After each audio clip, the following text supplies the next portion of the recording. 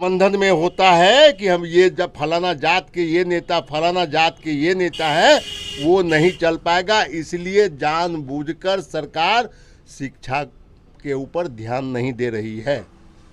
शिक्षा पे ध्यान नहीं दे, रोजगार पे भी तो ध्यान नहीं दे रही है सर।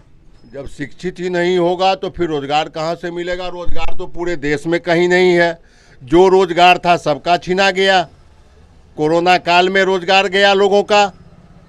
कोरोना काल के बाद जो भी सेक्टर बचा हुआ था रोजगार के लिए, सबको प्राइवेट कर दिया गया।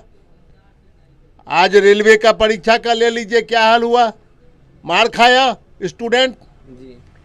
आज गर्दनी बाग में जाके देख लीजिए, वहाँ पे प्रतिदिन हमारे बिहार के छात्र हों, नियोजित शिक्षक हों, नियोजित कर्मचारी हों, रोज वहाँ धरना पे जाके बैठते हैं और रोज मार खाते हैं। पुलिस उनको पीटती भी है, क्योंकि वो रोजगार मांग रहे हैं, वो सरकार से अपना हक मांग रहे हैं, इसलिए उनके साथ मारपीट किया जाता है। आज यदि चुपचाप बैठे रहे वो अपने घरों में, तो आज कोई भी प्रशासन उसको परेशान नहीं करेगा। अच्छा सर, बनमनखी का एक चीनी मिल है, वो कई वर्षों से बंद पड़ा है। अगर वो चीनी मिल रहता तो यहाँ के जो मजदूर जो बाहर जाके मरते हैं कश्मीर, हैदराबाद या अन्य जगहों पे, उन्हें यहाँ पे कुछ न कुछ मजदूरी के लायक यहाँ पे काम मिलता। इस पे क्या कुछ कहते हैं आप? बनमनखी का चीनी मिल एशिया का टॉप मोस्ट चीनी मिल था ये, और यह भारतवर्ष का पहला ऑटोमेटिक प्लांट था बनमनखी। इस इलाके के ही नहीं, जिस समय यह चीनी मिल चालू थी उस समय में हमारे पड़ोस के देश नेपाल, भूटान, सिक्किम से यहाँ पर ईख आता था। लोग गन्ना लेकर आते थे और यहाँ पर आकर बेचते थे। इतनी बड़ी मंडी हुआ करती थी यह बनमनखी। गुलाब बाग तो इसके बाद बना हाल फिलहाल में, लेकिन उससे बड़ा मंडी यह बनमनखी था। लेकिन इस चीनी मिल के सरकार के रवैये के कारण से बंद होने के बाद बनमनखी का व्यवसाय पूरी तरह से चौपट हो गया, और यहाँ के जो मुख्य व्यवसायी थे वो यहाँ से पलायन कर गए। यहाँ के लोग, जो स्थानीय बहुत सारे लोग थे जो यहाँ चीनी मिल में कार्यरत थे, आज उनके घर की स्थिति इतनी खराब है कि खाने के लायक घर में कुछ नहीं बचा, भीख मांगने पर मजबूर हैं। हजारों लोग इसी बनमनखी में पैसा के कारण से, इलाज के कारण से चीनी मिल के स्टाफ दम तोड़ दिए, लेकिन उन्हें वाजिब पैसा तक नहीं मिला। आज यदि वह बनमनखी चीनी मिल चालू रहता तो आज बनमनखी में हजारों लोगों को रोजगार मिला हुआ होता।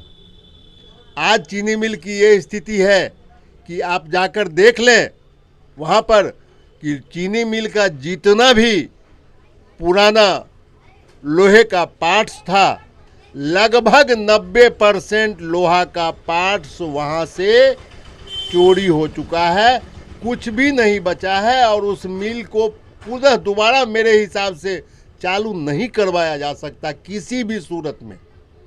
हाँ, वहाँ पे है एक व्यवस्था कि 100 एकड़ जमीन है चीनी मिल के नाम पर सरकार की। सरकार यदि चाहे तो यहाँ पर अभी बहुत सारा उद्योग धंधा बिहार में, जैसा देखते हैं मीडिया के माध्यम से। इस बीच में मैंने न्यूज में सुना था कि बनमनखी में इथेनॉल की फैक्ट्री लगने वाली है चीनी मिल के जमीन में, जिसमें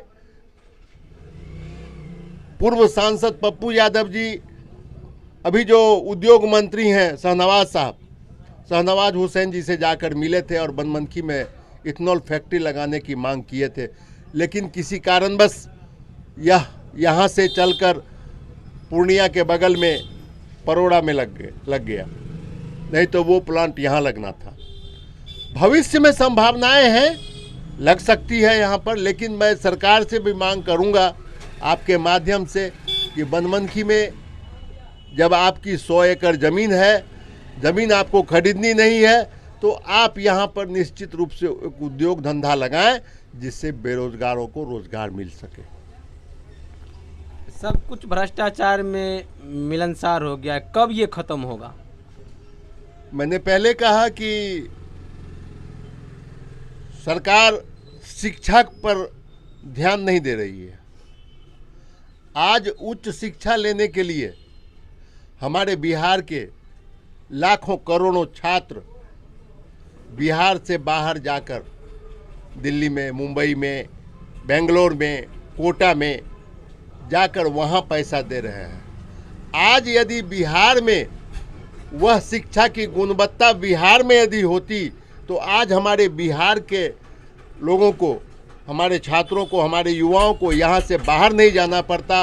और दूसरा सबसे बड़ा बेनिफिट होता कि वह पैसा जो हम आज बाहर में दे रहे हैं, मेडिकल लाइन में हो, चाहे वो इंजीनियरिंग लाइन में, हर लाइन में जो पैसा हम बाहर दे रहे हैं वह पैसा हमारा बिहार में होता और बिहार का इससे भला होता।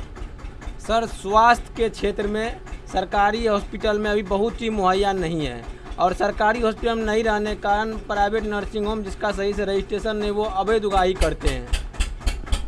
क्या बात कर रहे हैं सर? 2 दिन पहले की तो बात है सर, कल की ही बात है।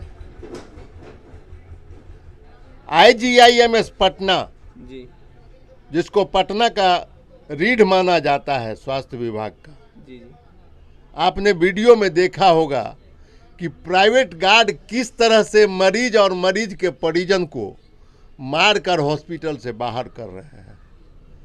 सरकारी व्यवस्था को सही करने की सरकार को फुर्सत नहीं है, लेकिन मरीज और मरीज के परिजन को मारकर, वो भी प्राइवेट गार्ड के द्वारा।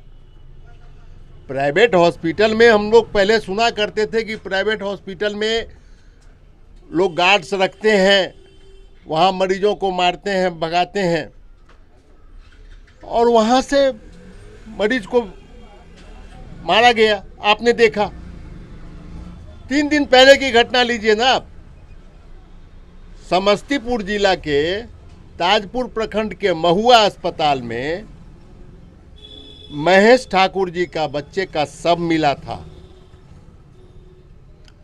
और जब उसकी शिनाख्त हुई